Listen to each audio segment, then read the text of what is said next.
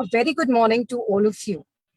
Myself, Dr. Avjeet from K.R. Mangalam University, welcomes you today on this Saturday morning on the webinar Post-Pandemic Leadership and Management. Today we have our guest, Mr. Ankur Dua, Director and Country Ambassador, AT&T India. Mr. Ankur Dua is a part of a senior leadership of AT&T working as board of directors, an engineer by profession with 20 plus working experience in telecommunication. And he has been associated with organizations like Orange, SITA, Convergys, and AT&T supporting key multinational companies on their network requirements. Currently, Mr. Ankur is responsible for heading Service Management Group in India, supporting clients with revenue of approximately more than $1 billion.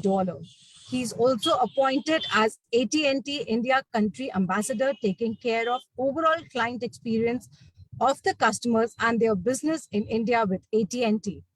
He has an extensive experience of working in different countries like US, New Zealand, Australia, Singapore, to name a few.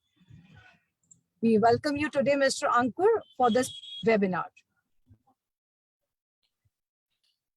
Okay, thank you so very much, Dr. Avjeet, for your kind introduction, and of course to K.R. Mangalam University for inviting me once again to get connected with the students and your esteemed faculty. It's always an honor for me to do that. It's an interesting subject that we would be talking about today. So first of all, COVID, I think if not, but it is the most Googled word in the last 2 years. And it shows how much impact it had on each one of us. I think this is one thing, at least I have seen in my life till now, and I think like many others as well, which has just revolutionized the way we think, the way we behave, the way we plan, and the way we operate. It is something that has definitely made us realize that nothing is constant, and we can never, ever be fully prepared. Expecting the unexpected should be by default now then a rare situation. I think the last 2 years has been pretty interesting for everyone.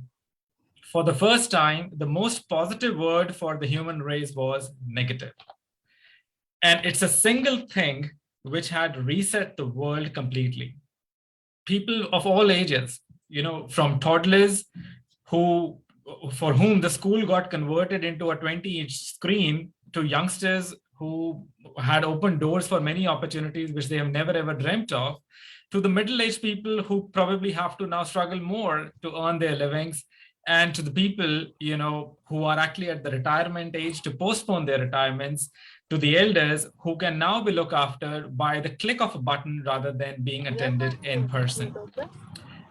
Since COVID has such a drastic impact, as I said in the beginning, it has made us not just change how we manage our work, our teams, ourselves, but definitely it has made us rethink how we are doing that. So before I dive into the key principles, which I think that COVID has impacted when it comes to change of leadership and management, I would just like to share my views in terms of what I think has been the base of the key principles related to management when you have to run your business, you have to manage your studies, or even when you manage your home. So with your kind permission, Dr. Avjeet, if I want to share my screen, may I please? Please, sure. Yes, sir. Thank you. All right. Okay, please, if you can be kind enough to let me know if you are able to see what I'm seeing on my screen right now. Absolutely. Okay, great. So in my view, Dr. Avjeet, there are 7 things, which has actually made a foundational base for management. There could be many, but those what I think are the primary ones. The first is the ownership, because I think here ownership means taking things head on.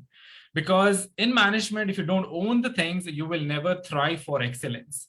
You can definitely be assisted by others, but you definitely need to have a grip and responsibility of what has been given to you. The second principle, in my view, is planning. of course, when you are actually need to do something, you need to have a very robust plan. And I think it has been key for us where we actually make the plans and we make the plans be as well. So definitely planning is one of the other aspects in my view. The third is efficiency. Now, once you have taken the ownership, you have done the robust planning, you cannot be successful if you don't bring efficiency in the way you work. Be that be doing more with less, be that be changing your resources or optimizing the way you operate. So bringing efficiency is one of the key element that goes along when you actually manage the things. The next is optimization. Call it or not, but we in leadership always believe that optimization has to be a by default thing. Be that be an optimization of cost, be that be an optimization of resources, or doing more with less, as I said, it has to be a very, a glue between how you are operating today towards how you are delivering your results. The next thing is customer centricity. And I think that the entire management principle doesn't revolve properly or is not complete if you don't have customer centricity in that. And with customer, it could be a customer to whom you sell your services. A customer can be your friend. It can be your internal customer. It can be your family member, because if you look in one way or the other, you are actually serving them.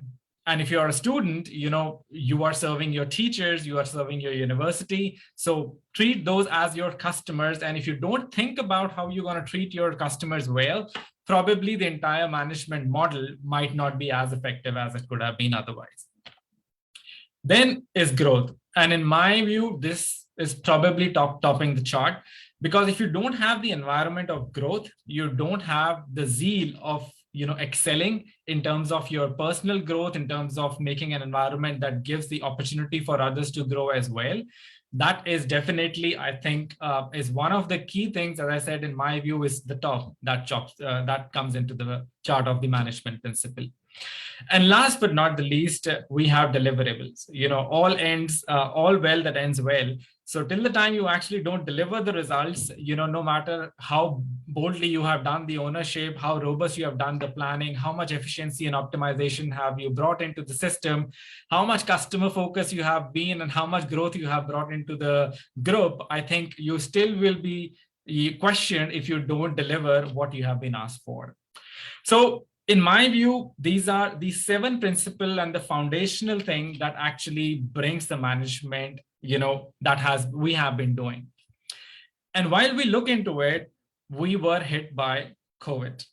In 2019, I think December, it was the first case that was affected by COVID. And since then, everybody knows what happened. All those social distancing, wear mask, sanitization, lockdown, and all get started, right? And what changed after that? So even though the basic principle, in my view, remains the same, that are the fundamental, but what happened? We just got masked. We got masked because there was a need for us to think differently. There was a need for us to think more. And I think few principles that have overlaid the base of the management, the key principles which I just spoke, and one of that key new thing that has come is adaptation to digitalization. Now, digitalization has been there before COVID as well. It's nothing new. But I think the need for adaptation to digitalization has never been as urgent or as a necessity as what it has become today. Maybe you and I are talking online as part of the digitalization as well. And adopting and adapting to digitalization has been our basic that we all need to do. And in the world today, if you don't adapt or adopt to digitalization, you probably are called an illiterate. So that's the first thing about adapting to digitalization. The next thing is innovation and ideation. Now, I always, thought of, when I read before COVID, there was always a notion of death of distance. And what I mean by that is that everybody said that there is no need for us to, meet now, and be together, But I personally think that notion of being together is much important now than ever before. And I think that with this remote working environment, the innovation actually, or the capacity of people to innovate has been dented. I could get things done and think more ideas in a 5 minutes meeting with my team members face to face than I have to schedule now 5 conference calls to do that. So I personally think that innovation ideation is a key, and even more now because we are now into moving a world of metaverse where people are actually, buying properties in the world that doesn't exist. We are in the world of cryptocurrency where people are investing in a money that they have never seen. And I think, it is a dearth of the talent that we have with us, which we can definitely point towards innovating and innovating for good. The next thing I think which is important is skills enhancement. It is no brainer. I think we all are trying to upskill ourselves, but I think in the last 2 years, the pace at which we need to upskill ourselves has been tremendously become faster. Not just to grow ourselves, but even to stay where we are. Because if you will not keep the pace where we are with the skill set that you have, and you are not adapting to the new skill set, probably you will be easily left behind. And I think many of us have seen many peoples and companies that probably have not gone under that principle. And I could think of few companies like Kodak, which was a camera company, and which probably you will not hear anything more about them anymore. And Nokia, which was a mobile company, which until and unless they recently transformed into the new era of the mobile phones, I think that was also one of the names that we could have ever thought of remembering in the past. So skill enhancement is also one of the key things that I think has evolved in the last 2 years, as I think the need has become more, not that it was not there before. The third thing I think is sustainability. Now, I told you that there was definitely a good planning that was actually required, in terms of when we did our initial management. But I think it is not just plan A or plan B, but I think the need for now having a plan C is also very important. Because now it is quite probable that no matter how robust your plan B is, the chances are now higher that it can even fail. So it is very important to not just have plan A or plan B, but also develop a plan C. So in my view, redundancy, backup, having, something that you probably have not thought of, the I don't know what I don't know kind of a thing. I think there is a need for us to more ponder upon that, because earlier we thought it was never going to happen, or probably a rare instance. The next thing is human centricity. So I think it is now more that we need to be emotionally connected with people. As I said that earlier, 2 years back, I'm working in a telecom company. For us, if we are connected via phone, the world still goes on. So we never thought that, being together would have been that important as long as we stay connected. But I think in the last 2 years, there is definitely an emotional connect that we need to have with our peers, with our family members, with our customers, because technology can be adopted by everybody and anybody. But I think the human factor, when you actually deal with our, our customers, with our friends, with our team members, with our teachers, with our students, I think it is even now more important. And last but not the least, I cannot emphasize much about health. Well, it is so important that we always used to think that in order for me to take care of the things, I better take care of them. But I think now it is even more important that you need to first take care of yourself before you take care of others.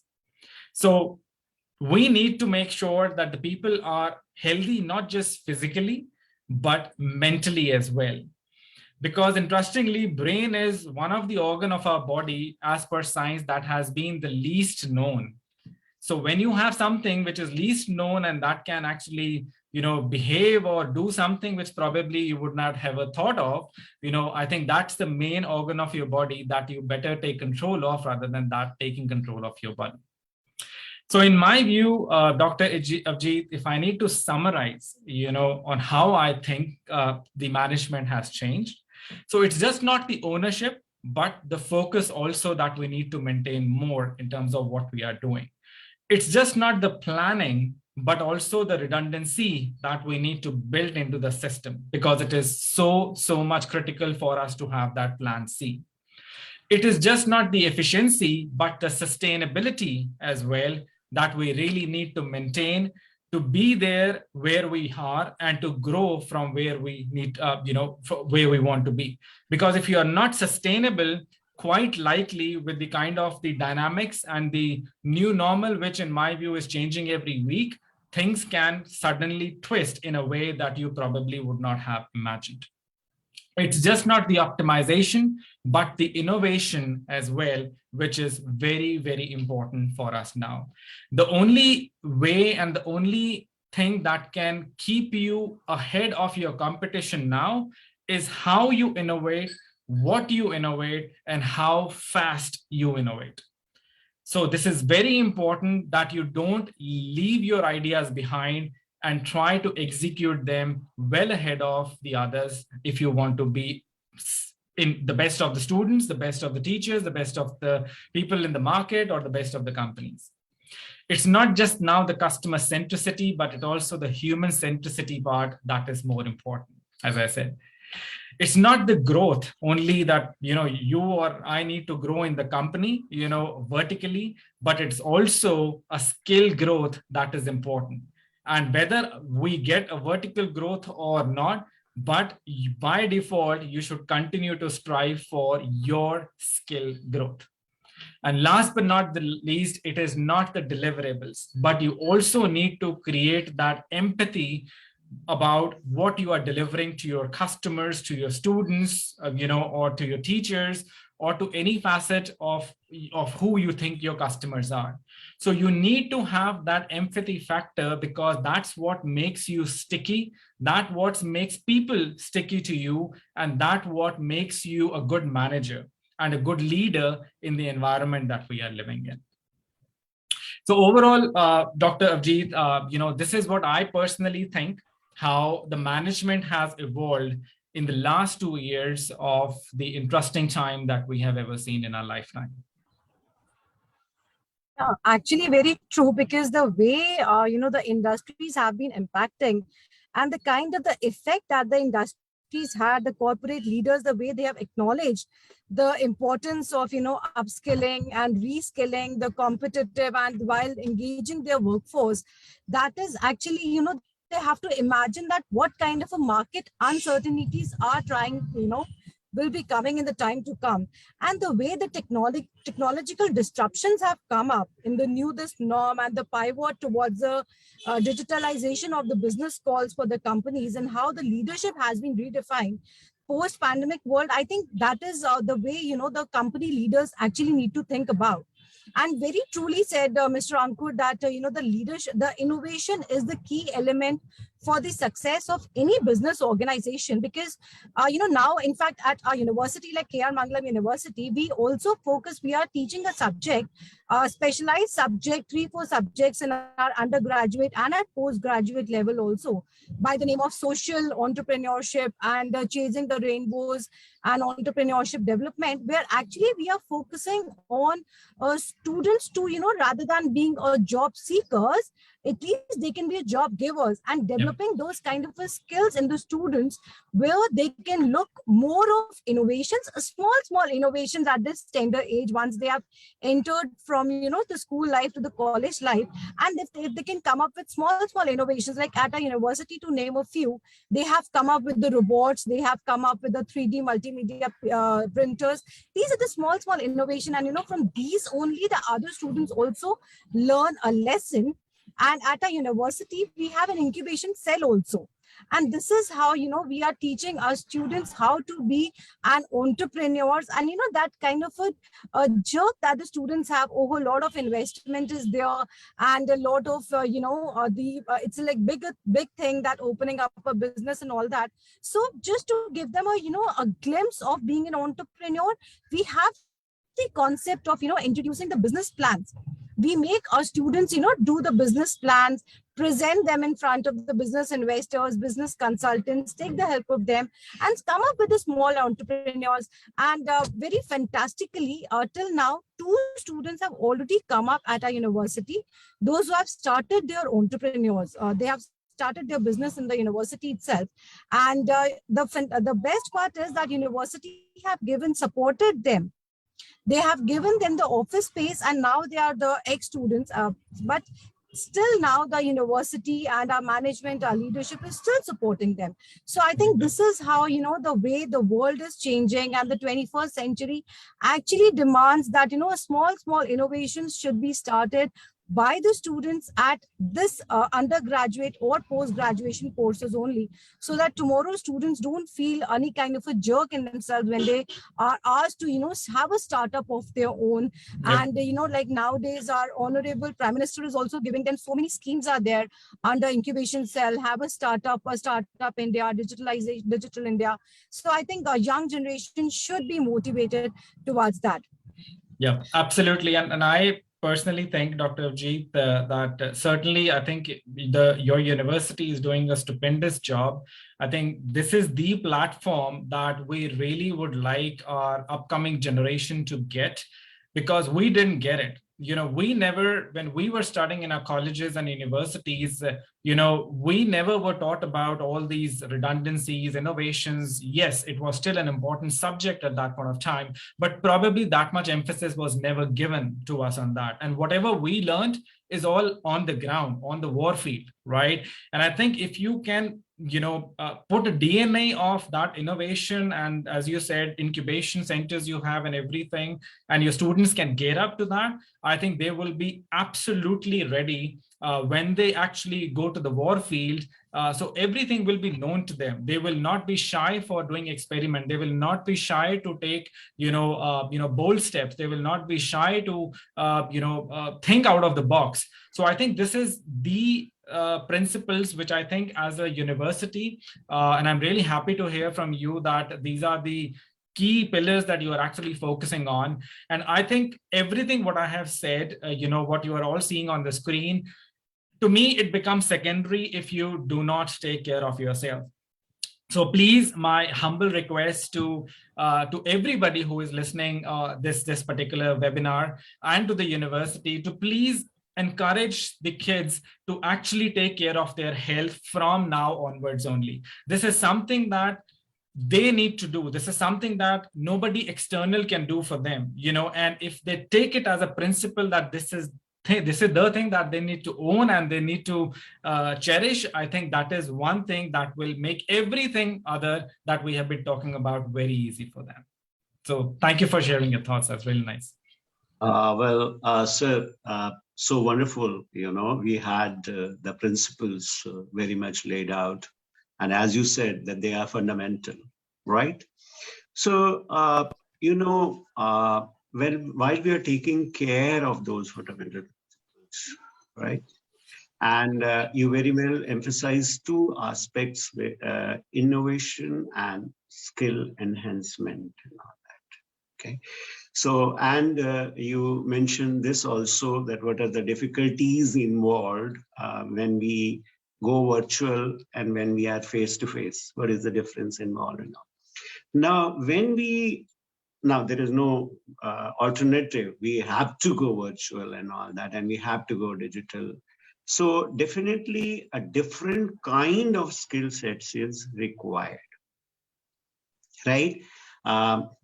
To be more human-centric, to be more empathetic, right? So I would love that if you could, elaborate more on what kind of skill sets are required from the future point of view. Great. Good question, Mr. Ashok, and thank you so much for asking that. I think, as I said, digitalization has been there since generations. It's nothing that we have been exposed to something new. But I think if you have ever wondered, if you like something on the internet and you search for that, and for the next few days, why that thing actually keeps on coming in front of you on any web page that you are visiting.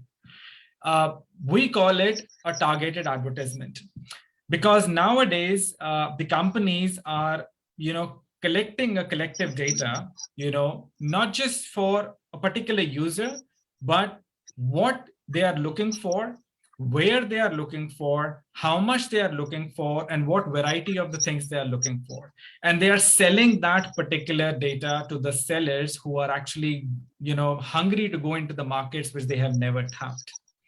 And I tell you, there is a store I think in Korea, it's a grocery store, where when you go into that store and you stand in front of the aisle to pick up certain grocery items that you want, there is a camera that is sitting behind the products, which actually monitors you as a customer, that whether you picked up a product or not.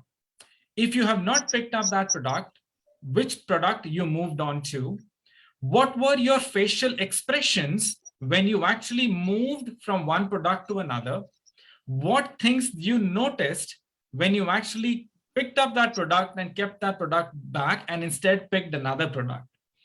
So all these things which are happening right now is to make us smarter, make advertising smarter, make analytics smarter, make our, the selling power of the market more intelligent. So I think, in my view, one, if you can develop the smartness of how you actually captured the data.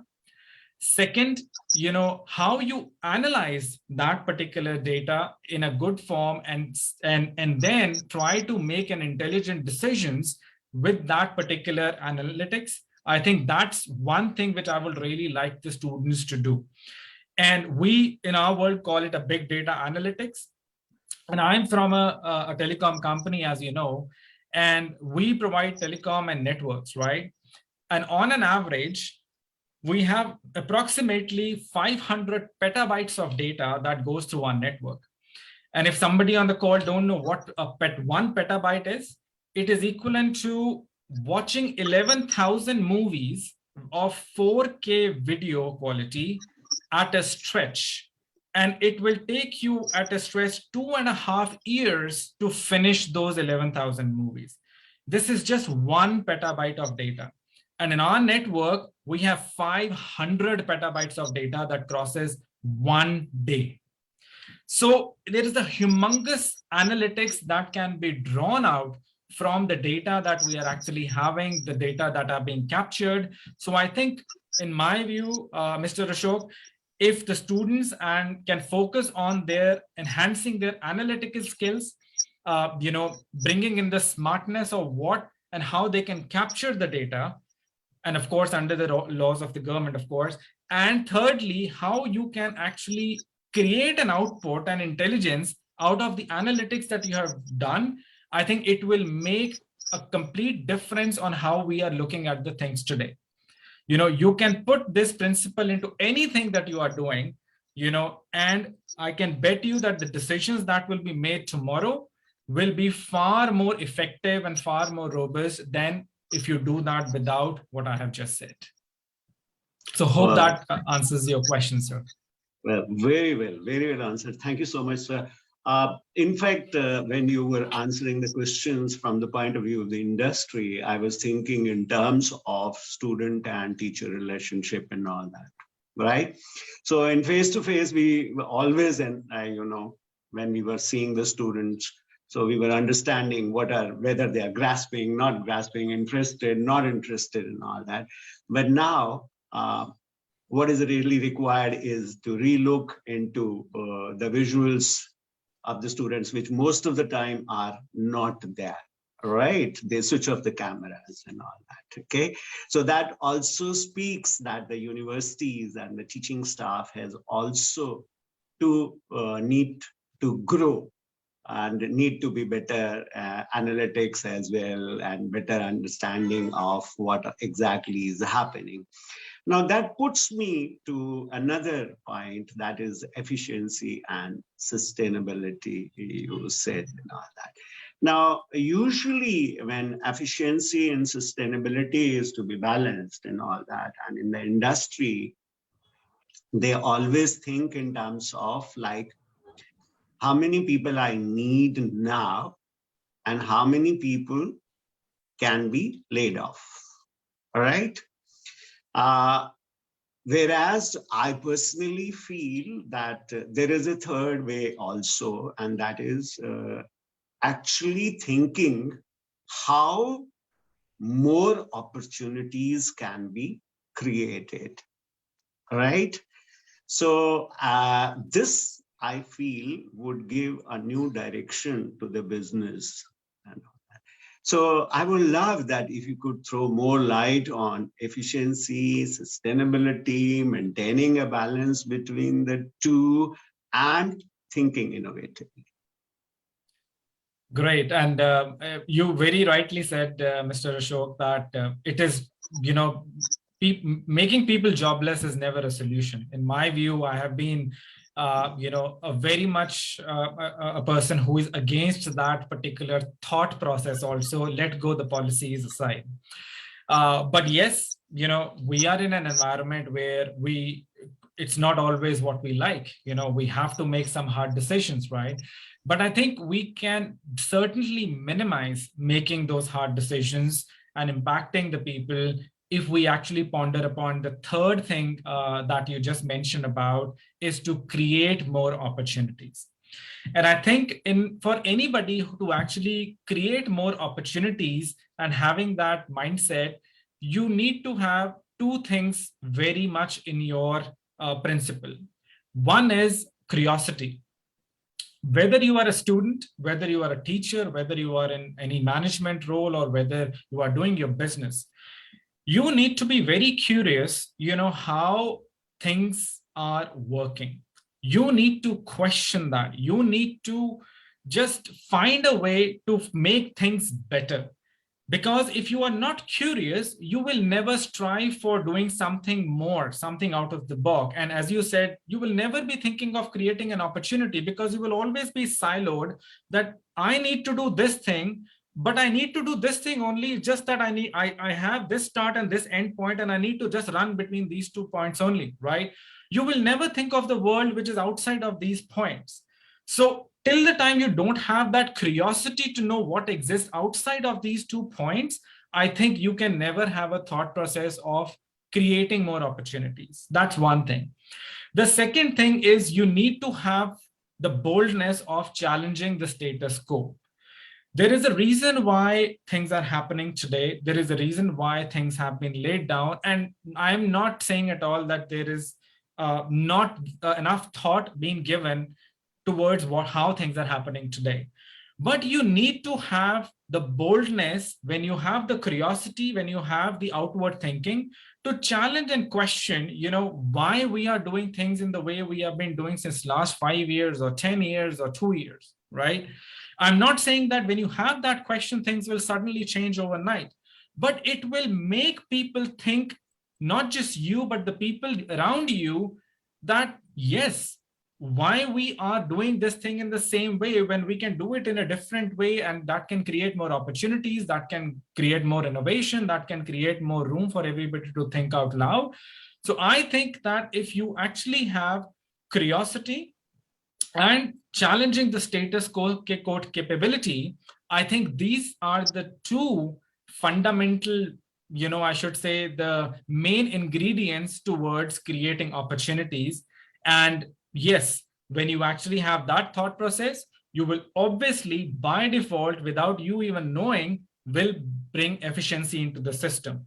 You will obviously, by default, without knowing, bring more sustainability into the process you are actually doing. And I think that if you can actually inculcate this particular thing in the students who are especially coming into the new classes and graduating from your college, I think it will make them more ready in terms of thinking out loud when they actually are exposed to the environment which is very unknown to them probably. And when I hire people in my company, yes, I look out for the skill set of the people. What are they, what is their curriculum, what are their qualifications and everything. But more what I look forward is what different you are thinking, or what wrong we are doing today, which you as an outsider with new fresh of mind and new set of eyes can bring along to us, so that we can improve tomorrow on what we have been legacy doing in the way we are doing today. Thank you so much, sir. There's another thing which is in my mind, which is coming, is regarding deliverables and empathy element and being human-centric. So, whenever empathy is thought, right? So it involves basically human beings. There's nothing like machine having an empathy towards a human being, or vice versa, and all that, right? So here, when we are in the virtual world and the manager has to, coordinate with people across the world in different time zones, with different kind of cultures, and different way of thinking, and get the things done. All that. This is really putting a lot of pressure on them. All right. And this empathy element is completely missing. I want the work to be done and all that, right? And this has to be finished. Whereas you have to empathize under what circumstances my staff is working now, all right? Okay. And what are the time zone differences? And the house has got converted into 3 rooms, have got converted into 3 offices virtually, right? And there is a disconnect between the 3 people who are working in 3 different rooms, right? Though they are physically there. So how do you think, the managers need to think differently so that they can truly empathize? Right. Thanks for the question. And indeed, empathy is a glue that is actually keeping us working and, getting the things done what we want. And especially now, as you mentioned, in this virtual world, and digitalization coming into the play, it's very difficult to actually show empathy to the people. No matter how good or bad situation the person you are talking to on the video cam is, it's very difficult for you to gauge, what that situation is. And every time, it's just not that half an hour you talk to that person, but there is whole lot of things that are happening with that individual. So you are absolutely bang on that there is a need for us to be now more empathetic. And I give you an example, which I give to my team as well. And it's probably a cultural thing. Maybe we are Indian, so that's why we are more towards the affinity of culture. But now when you communicate, there is only 3 ways you can actually communicate. Either you can do a video conference, or you can send an email, or you can do a phone call, right? And I can say that even in video call and phone call, you still can actually modulate your tone, your way, the way you are speaking, so that at least the other person don't feel offended, or you definitely give that courtesy to the other. But how do you do that on emails? A very nicely fonted email doesn't makes you empathetic, right? So I always tell my team that there are small things, that if you start your email, with one liner, can you please get this done? And you send it out, and the other person who receives it, he reads it, can you please get it done? And he or she might be working to get that thing done. But if you write the same sentence, good morning, XYZ, trust all is well, can you please get this done? Right? the receiver on the other side, it's the same thing you are writing, same thing you are asking, but in the digital world, you are still showing respect. You are saying to that person that you are valued. You are not working from me. We are working for each other. We are working for an organization. We are working for a cause. So I think it is now even more important to find ways to show empathy in terms of whether you are writing, whether you are speaking, whether you are doing a video call, or whether you are meeting any person for 5 minutes, right? So please, my humble request to all of you is that set aside what you are looking forward from that person. Just think for a minute what they might be going through, and you think from their perspective, be with them, and it's okay to be not okay.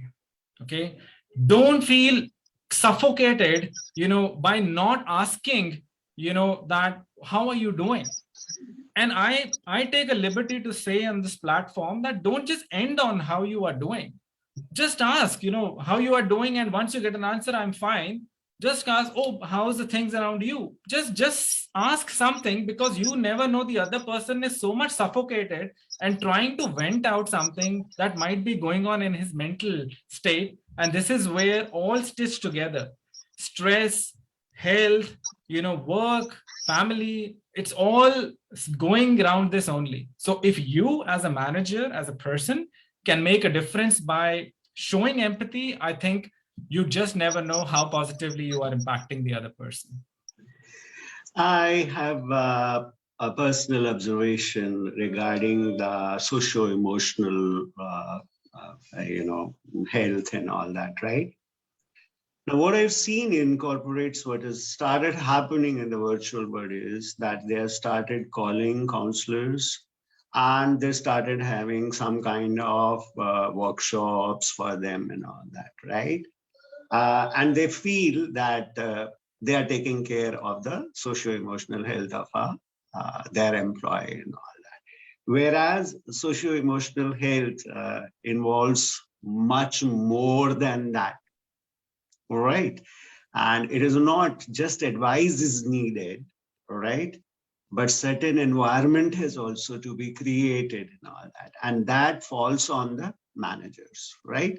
So as a manager, what needs to be done so that really we take care of the socio-emotional health of our employees, right? Yes, so and just throw light on that, please. Sure. And indeed, a one-way advice to anybody will not change their social, emotional thing. And you rightly said that we at corporates are doing it, but in all good sense, because we definitely want our part to be played in that particular notion, right? And that's the only thing we can do as a corporate, right? But as a manager, I personally think, maybe I could point out three things that comes to my mind right now is, one is making or realizing the other person or your team members or your subordinates feel blessed about what they have. Okay, make them feel the gratitude of the things that they are having today, and if they are thankful, make them feel more thankful. Don't show the negative side of the things, that what you don't have or what you need to strive for, right? Cherish what you have, things will come your way, right? And we certainly don't want in management that when you strive for the other things, you actually lose what you have. Be that be your talent, be that be your ability to think, be that be your ability to socialize. We don't want you to be focused one-sided. Okay, so have gratitude, have a grit to actually do the things, consistently and constantly, which is very important as a manager. The other thing which I always feel from a social welfare perspective is you need to respect life, but please don't take it so seriously, right? We have a short time over here, and God bless all of us, we don't know how short it is, right? So please make sure you find reasons to be happy. Nobody will knock your doors and and just crack a joke and make you smile. You yourself need to find reasons to be happy, because it's very contagious.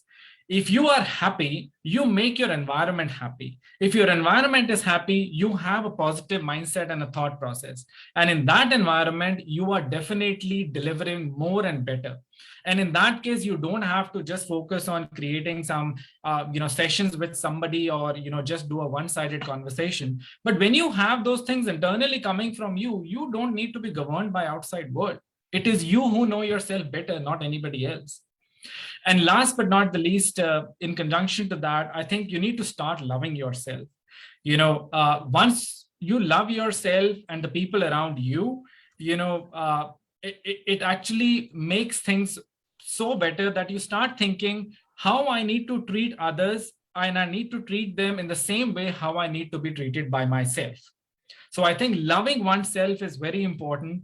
And, interestingly, my mentors and my managers taught me two good principles: that do one thing for yourself every day. And please, for God's sake, that's not the bill that you're paying for yourself. All right. So please do one thing for yourself that makes you better. And second thing, the last thing that you want to remember in your last time of your life is the presentation that you gave in the company.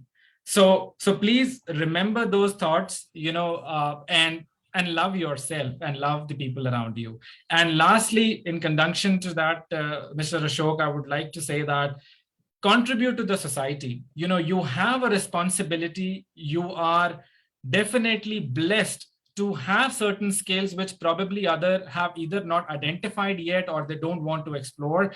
But do something for the society. Don't come here and go back without touching anybody's life or without uplifting the society. Thank you so much. In fact, few days back, I was talking to someone, and he made a very wonderful point. He said that we talk about corporate responsibility, all right? Social responsibility of the corporates. But what about my own social responsibility? And here comes the point you are referring to and all that. Right? Now, what I see is that, universities too, when they think in terms of, creating new managers for the new age, are thinking more in terms of that, giving them skills, as you mentioned, regarding, understanding the data, right? And then making decisions and analysis of the data and all that, and feel that they have done justice, and they feel that they will be able to create the kind of managers which are needed for the new kind of scenario and all that. Apart from this, what you feel that the universities should cater to or focus on to, really create managers for the new age, I would say evolving new age, right? Right. So so you rightly mentioned that there is one thing that we can actually develop or train people is on the skill set, which I mentioned. One of the skill set and the upcoming thing was big data analytics, right? But that is something that you can read in the textbook. You can train yourself, right? It's a knowledge, it's a certifications and stuff like that, right?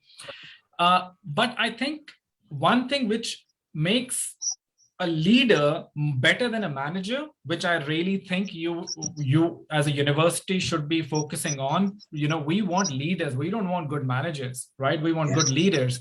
And this is what, in my view, makes a good leader who thinks what is in it for them before what is it for me. Because if you actually think about others first, whether you are in a business, what is in it for the customers, how you can actually do better for the customers rather than how much profit I can make. Whether you are a social person in a society, what better I can do for the society, and then think about how I will do it for myself, And I think if you are doing in a class, as a teacher, as a student, you need to have a notion that how can I actually create an environment where I can see others also grow along with myself, right? So I think to make a good leader than a manager, you need to actually take everybody along. As they say, if you're walking along, you can walk fast, but you cannot walk long. So as a leader, you need to take everybody along with you. You need to position yourself back. You need to have that servant leadership qualities, where you are actually making people come in front of you, that this is what my face is. This is not me, but this is and this is our face, right? So I think if that attribute, Mr. Ashok, if we can actually give to the students, to our generation, they will become better leaders, they will become better citizens, they will become better, in everywhere they will actually go, they will definitely, do something more than if they would have that inward feeling of what's in it for me. So that will be my take, because other than this, everything can be taught, but this is something that if you can actually make it as your principle of life, I think it will be helping you and the others for the lifetime. Well, thank you so much. That is bringing me to that closer to a dialogue which I read long back. And in fact, I translated that dialogue into Hindi. And that dialogue is between Dr. Toynbee and Dr. Ikeda. And they are discussing, and over there they are saying that the future is like this only, that I don't walk 100 steps, but 100 people walk one step along with me. That is right. And that is what exactly is what is really we are seeing now is needed. And the universities really need to concentrate on that. Well, thank you so much for such a wonderful ideas, and the way you have explained. The best part is this, the way you have explained and bringing in the human-centric approach, which is really required now, right? So now I would say that the floor is open, and if our attendees, audience have any question, they can write in the chat box, and we would love to have more interactive session. Is there any question? I think, yes, we can have Chaitanya, Harsh, Madhu, Rohit, Sanjana. We can have the questions, and basically what Mr. Ankur said, that the practices that and the basic, the email practices, email etiquettes that the students should be knowing. I think that's the most important, because the time from which we are going on, there is no harm if we, ask about anybody. And I think to young generation, I think these are the basic things which can be taught in the classroom. But yes, believing that at K.R. Mangalam University, that education exists outside the classroom, visiting to the corporates, having an interaction with the CMOs, CTOs of the organizations, doing the projects, interacting with the people like Mr. Ankur, of course. And I think we can have more questions from the attendees based on this. So by that time, I think students can mail us the questions, if the queries, if they have whatever questions they can have. And by that time, I'll just take them to a small virtual tour of the university. Though we are opened, and I would welcome all the attendees and Mr. Ankur also to visit our university anytime. And by the time, I just share my screen where I take you all to a virtual tour of the university, and students can write the questions if they have from us. Yeah.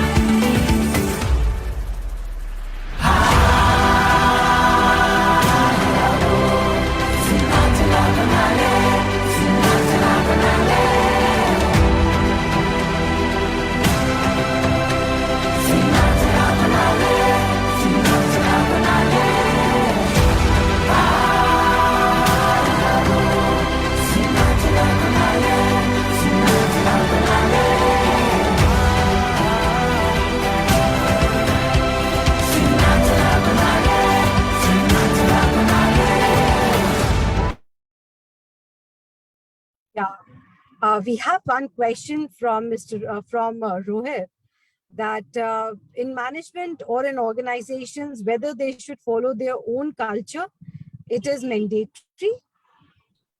Yeah.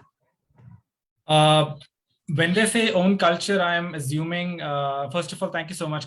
Thank you for the question. And when I'm presuming that the culture that they are referring to is their own built-in self-culture.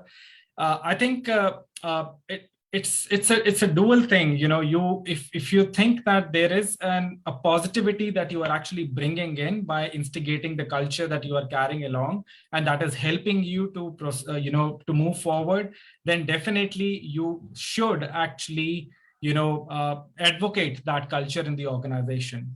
But having said that, it doesn't mean that you can completely blanket that existing culture of the company with what you are coming in.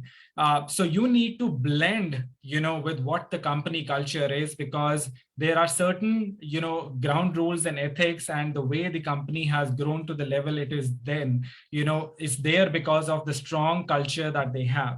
So be open to accept the new culture when you're getting into an organization, and be ready that you may need to impart the good practices of the culture that you are carrying to the others as well. So it's a hand-in-hand situation, that I would say. And if you have that, I think that will be a win-win situation for you as an employee and as an organization. Very rightly said, as in it all depends on the organization. I have something else to ask you. Usually, when such kind of questions come, my culture or the existing culture which exists and all that, right? Is it not showing some kind of arrogance on the part of the entrant and saying that my culture, which I am bringing, is better than the existing culture or the new culture one is entering into?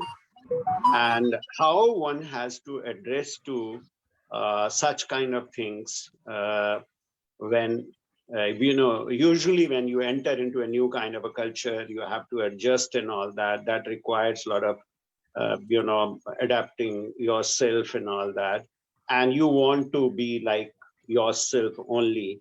So that exactly is a problem and issue. So as a manager, how would you facilitate your employees, number one? And secondly, as a manager in a new organization, how would you adjust yourself? And I think that requires a little bit more elaboration. Sure. So I'll first talk about from a perspective of a manager, because we actually come across this situation very frequently, especially when we are actually people coming from different organization to our organization, or maybe coming as a fresher to our organization. So they are already coming with a bag of some good practices. They're already coming with a bag of a cultural sense that they're actually having. And I myself has been part of that journey, right? I was part of a French organization earlier who actually used to dominate, that this is the way we operate, whether you like it my way or the highway, right? But when I moved into my current organization and my current role, and I was slowly adapting to the fact that it's not me, it's the customers. We need to have that culture of customer centricity that we need to put in place first. And it was a bit difficult for me in the beginning, because I think you need to actually bend backwards when you are actually supporting your customers. But then you start realizing that this is what it is. This is why we are here. This is what makes this company so great. So we need to have, as a manager, need to actually create a platform, an open environment where we ourselves, first of all, are not getting shielded or resistive towards any advice or any good practices that the other person is bringing in. You don't have to have a mindset that no, what we are doing and what I am doing is the best of the world and everybody is doing, but that is not good for me or that is not good for the company. So as a manager, we need to take off that particular barrier first of all. Okay, that's where you create an environment of good thought process and openness as a manager. Then if I look from an employee perspective, as I said, that you need to be also open to accept and to observe and to assess, that what kind of a culture is, prevailing in an organization. You are coming into a world where people have already been living day in and day out, right? People will look up to you in the same way how you look up to the people. So I think if you are also accepting what you are actually seeing, and you are learning good things, and you have been given an environment to bring in the good things that you are carrying as a bag of culture with yourself also, I think it neither way as a manager, nor as an employee, or nor as a company will see you as, if I may use that word, arrogance, towards, that you are only asking me to follow what you want me to follow or what I want to follow. Yeah. Thank Very you nicely very said. much. That speaks volumes that as an employee or as a manager, what is really required is accepting each other, all right, as they are, understanding each other as they are, and then creating an environment which takes you further. Thank you very much. It's a very wonderful quality which is really required as a manager. Thank you. Absolutely. My pleasure. So I'll just take you to a small PPT where I'll just share with you that what kind of the new practices our university is following in this post-pandemic time. So KR Mangalam University, a lush green campus, 26 acres, situated in Sona Road, Gurugram. And these are basically the courses that we are offering to you right now. Some of the new courses, some of the contemporary courses. Of course, the pedagogy is like, a blend of both inside the classroom, outside the classroom, more of a project based, more of, doing up the research work and interaction, LinkedIn certifications, so many things are there.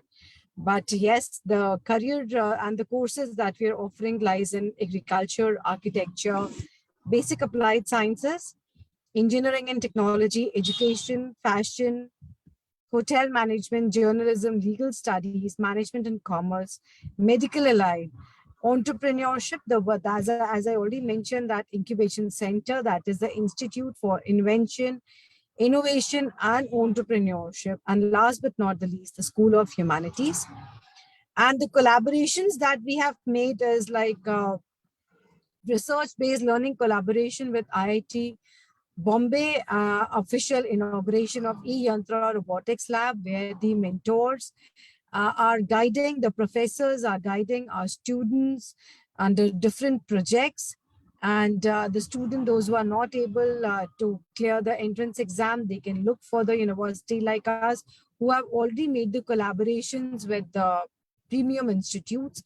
And they can, the professors, the guide, they are directly, all the students are under their guidance and having the online classes, the attending the workshops, webinars, and the innovative teaching pedagogy. This is a smart ashram where our students use these resources, come up with the smart going on. Digitalization is the main this smart ashram. And the industry integration, collaborations and some of the industries. That is our Ma'am, Google. your voice is breaking. If you could just take care. PMG, is it okay now? It's okay now. Ajit. Okay. PMG, And then we have some of I the request you to switch off your video for a while so that the auditory part is better. Yeah, please.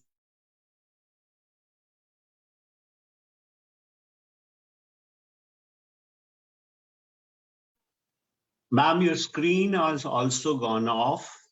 So we'll request you to keep the screen on and your video can be.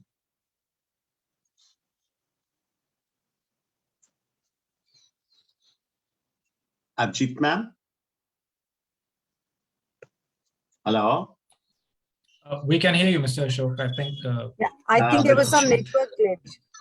Yeah, now please. Yes, Abhijit ma'am. Yeah. So, yeah. The international exposures, international collaborations that we have with some of the universities, Middlesex University, London University of Houston, University of Florida, University of...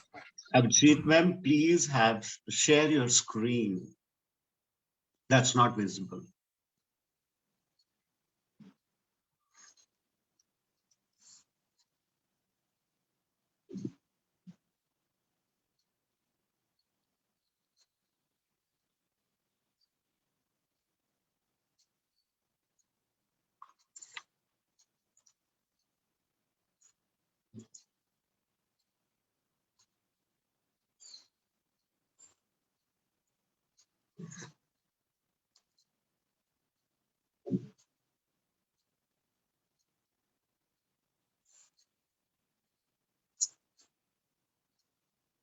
We lost you, Abhijit ma'am.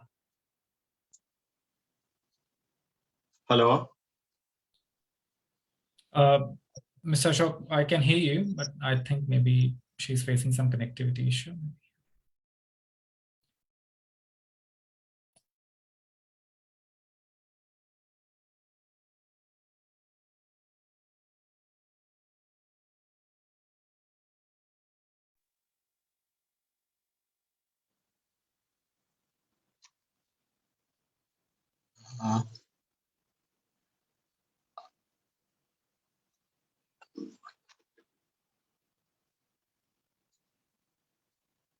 Well, I would like to personally thank Mr. Dua being with us and answering such a, exposing us to a new world, right? And what all is expected from the new kind of managers and the way their roles are changing and all that. Now, as far as our university is concerned, we have made special efforts in terms of training our students so that they can be managers in not only in the new world which we know now, because before COVID it was something different. Post COVID, you never know what is post COVID, right? So what is really required is this, that we create leaders who are the leaders who can think, who can change, who can adapt, and who can take the generations ahead.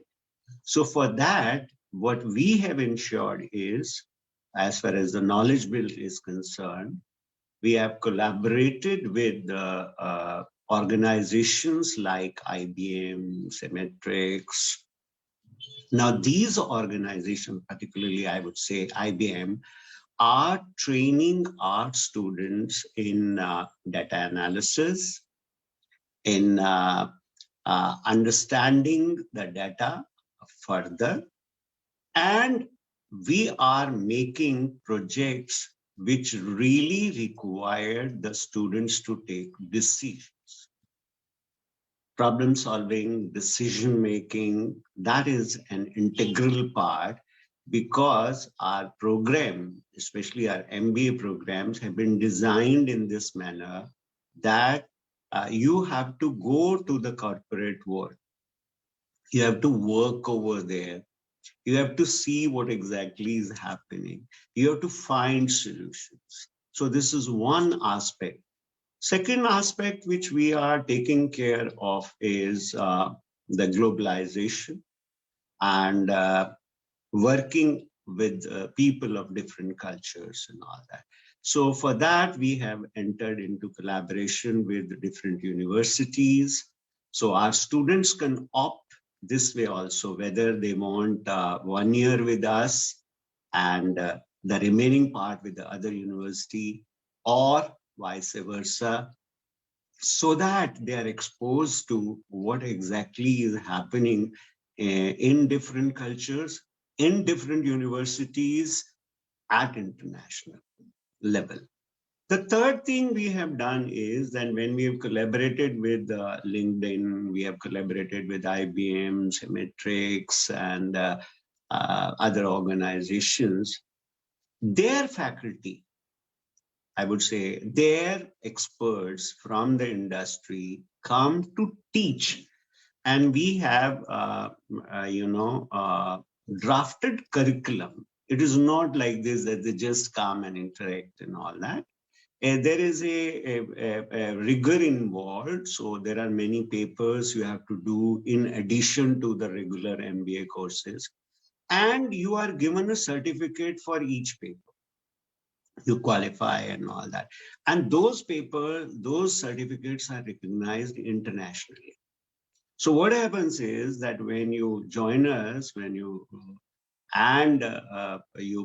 have those certificates with you, other companies will simply lap you up that this person has this kind of expertise also, apart from the theoretical background, etc., of what a manager is.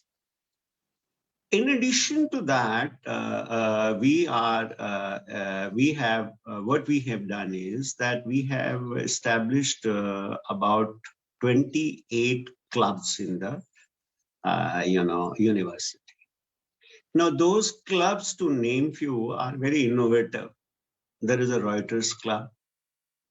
Okay, so you are meeting writers of different genres, and you are meeting an ordinary person also. So how do you communicate with the two? How do you talk? How do you address yourself and all that? And how do you address in a virtual world, which was a part of our discussion also. That is also taken care of. Then we have projects which we call our Connect with the Community. So our students go out and carry many projects in the community, what problems and issues they are facing. They come out with problems and all that.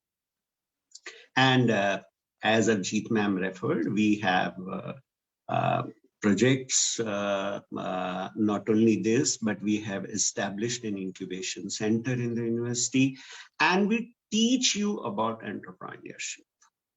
So it is a part of your curriculum. It's not like this that, okay, entrepreneurship is required and all that, So we teach you what entrepreneurship is exactly, theory also, as well as the practical also. So, and then we have the incubation center where you can pitch in your idea, and we bring in investors, and they do invest in your ideas. And some of our students are doing interesting businesses also. Now, these are some aspects, innovative aspects, which we have tried to incorporate in our curriculum so that we can create true management.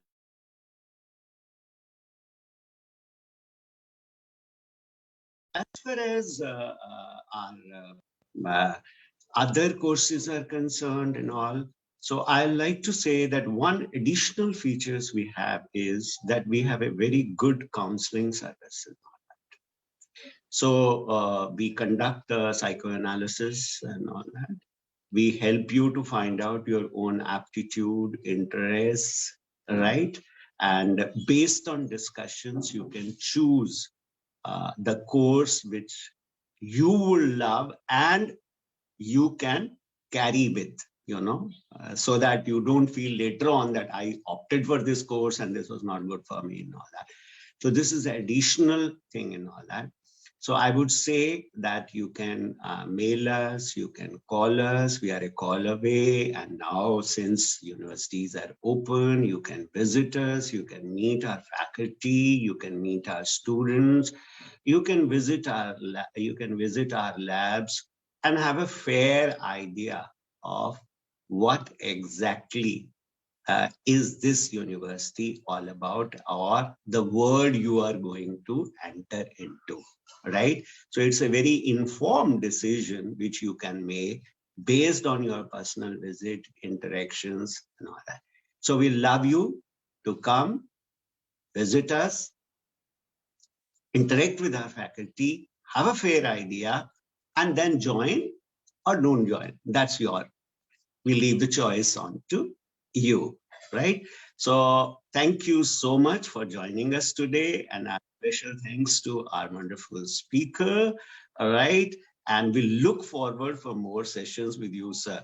It's very interesting. Thank you so much. Thank you it's very always much. An honor. Thanks a lot. Right. Thanks everybody for joining for the day. Thank you very much. My pleasure.